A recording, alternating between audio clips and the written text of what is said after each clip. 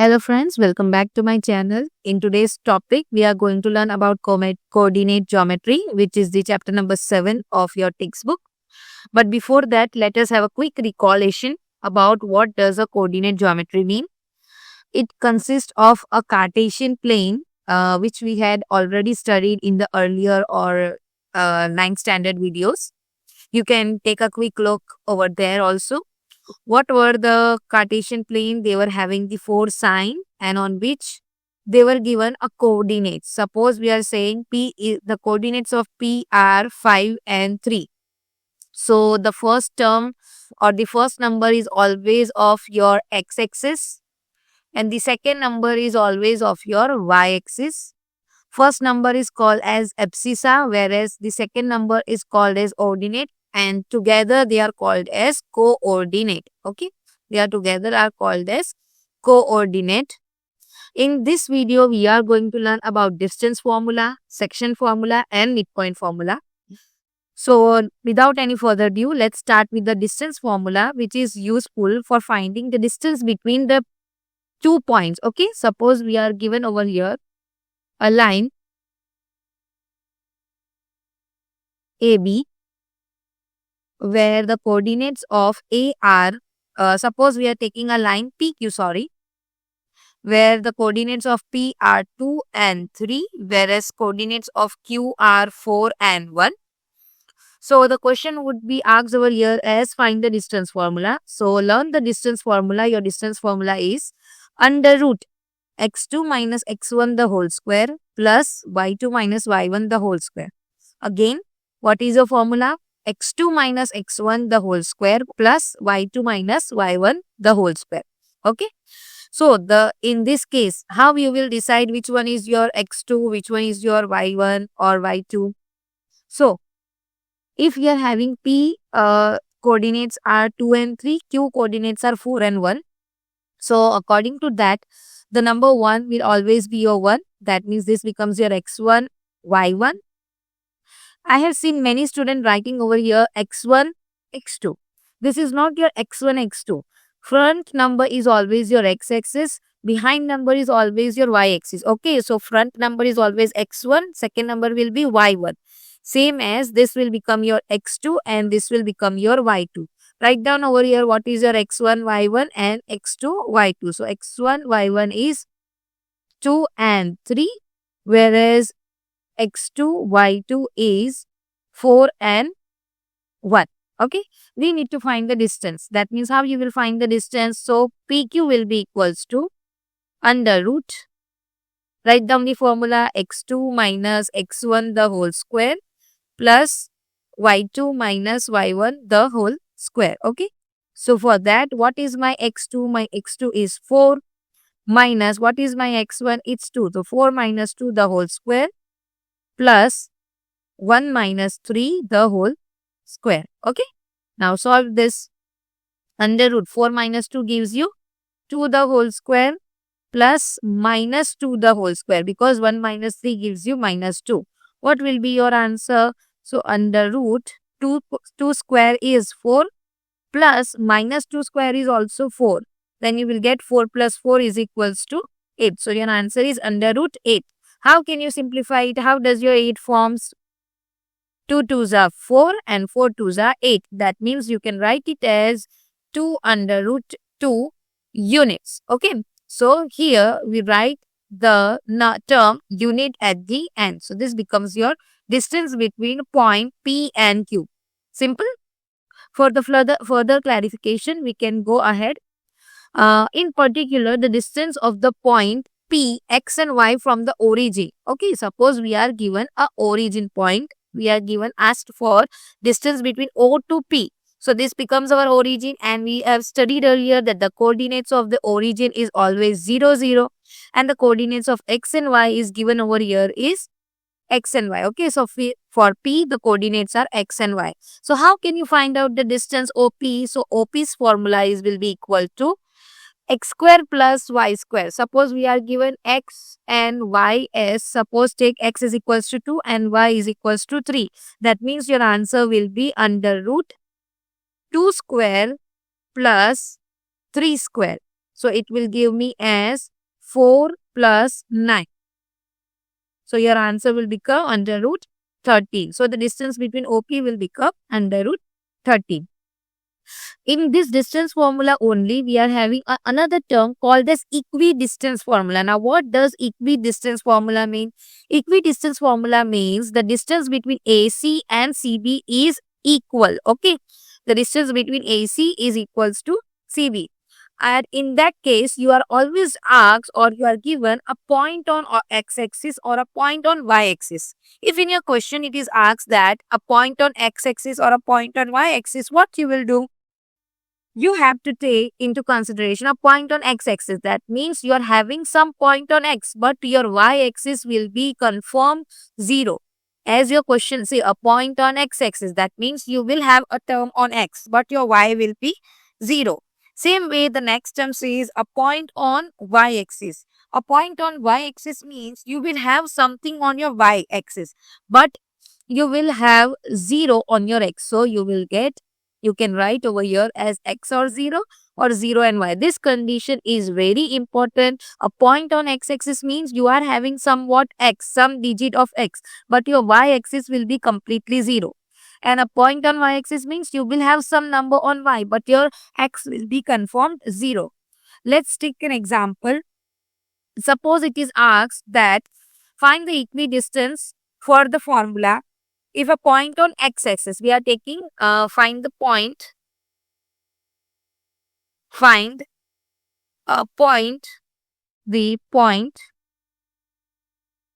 x-axis, okay, on x-axis,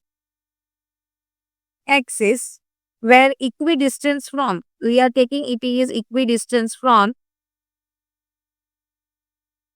okay, it is equidistance from the point 7 and 1, and the other number is 3 and 5. Okay, so equidistance from the point coordinates of A are 7 and 1, and the coordinates of B are 3 and 5. Okay, so how you will find that? They have already asked a point on x-axis. That means your coordinates of xc will be, there is some point on x, so you will write x. But in case of y, you will write 0. How can you find? So, as the formula says equidistance, that means the distance between AC will be equals to your distance between BC. Okay. Before that, write down what is your x1, x2, y1, y2. So, write over here x1, y1, and this will become your x2, y2. Okay. So, for this, how you will write down the distance formula over here. Your distance formula will be, now this becomes your x3 and y3. So, in this case, you will minus x3 minus x1 the whole square plus y3 minus y1 the whole square. It will be equals to, what will it equals to? It will be equals to x3 minus x2 the whole square plus y3 minus y2 the whole square. Okay, now substitute the values. What is my x3? My x3 is x, so you will write x minus, what is my x1? My x1 is 7, so x minus 7 the whole square plus, what is my y3? My y3 is 0 minus 1 the whole square. It is equals to under root x minus 3 the whole square plus 0 minus 5 the whole square. Okay. In comparison, you are having root and root. So, root and roots is getting cancelled. As soon as you see x minus 3 the whole square, you will remember the identity. Which identity? A minus b the whole square. As according to identity, a minus b the whole square says a square minus 2ab plus b square. So, in our case, a becomes x and b becomes 7. So, substitute x square minus 2 sevens are 14x plus 49. Okay, I have just simplified it. I have factorized it. X minus 7 into x square minus 14x plus 7. You can do it aside, like x minus 7 the whole square will be equals to x the whole square minus 2 into 7 into x plus 7 the whole square. Okay, so you will get x square minus 14x plus 49. This way I got my answer over here. And the next bracket you will solve over here is minus 1 square gives you 1 will be equals to x minus 3 the whole square. Again the same identity, x minus 3 the whole square gives me x square minus 2 into x into 3 plus 3 square. That means x square minus 6x plus 9. So write down completely over here x square minus 6x plus 9 plus. Now other bracket 0 minus 5 means minus 5. Minus 5 square will be 25. Okay. So see over here, this becomes plus 49 plus 1 gives you 50. So it becomes x square minus 14x plus 50 is equals to x square minus 6x, 25 plus 9, 34. So it will become plus 34. Now as you can clearly see, x square and x square, when you will change your sign, it will get subtract. So x square are getting cancelled. Now put the like terms aside. That means 14x plus 6x will be equals to 34 minus 50. 14x minus 6, that means you will get your answer as minus 14 minus 6 gives you 14 minus 6 gives you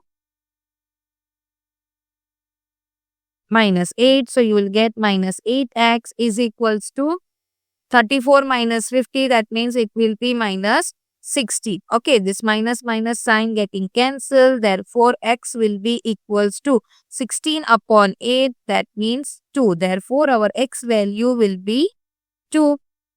This way, you can find out any term which is on your point or on your line. The condition is you should read carefully what the point is on.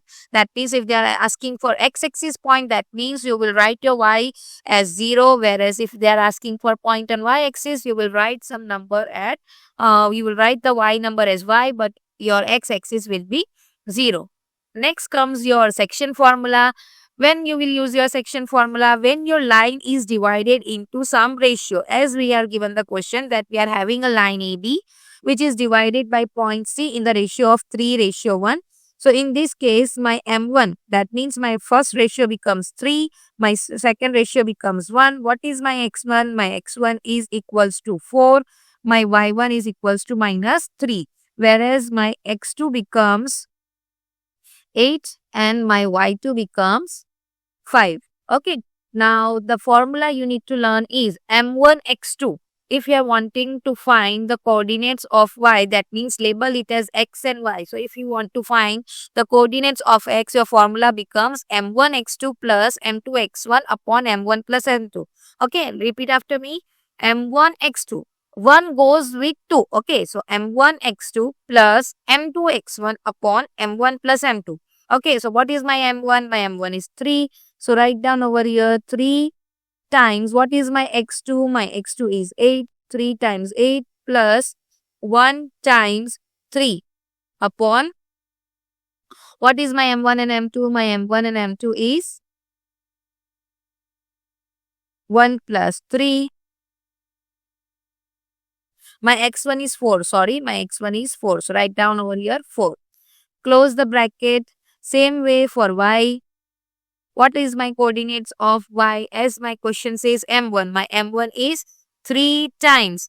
What is my y2? My y2 is 5 plus, what is my other coordinate? 1. Well, what is my y1? My y1 is minus 3 upon 3 plus 1. Okay. Now solve this. X is equals to 8 3s are 24 plus 4 upon 3 plus 1 equals to 4. Same way, x is equals to 24 plus 4 gives me 28 upon 4.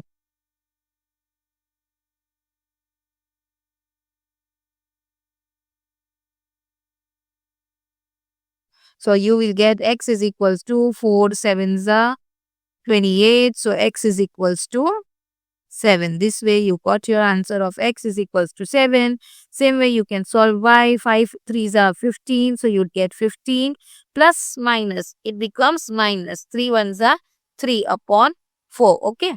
So y equals to 15 minus 3 means 12 upon 4. So you will get y equals to 3. Keep this answer in the box. So you got the value of coordinates of C. So your coordinates of C are 7, 3. Done. So this is called a section formula. Same way you can do it by if you are not known about the ratios. If ratios are not given and directly the numbers are given, that means it is directly given that 7 and 3 are the number. You can do this again. How can you do so? Let me explain you. Write down the formula. If I are taking only x, so write down the formula. What's the formula? M1 x2 plus M2 x1 upon M1 plus M2. Okay. In this case, we don't know M1 and M2. So, in case of 7, this becomes our x. So, you will write 7 equals to M1. What is my x2? My x2 is 8. So, M1 8 plus M2.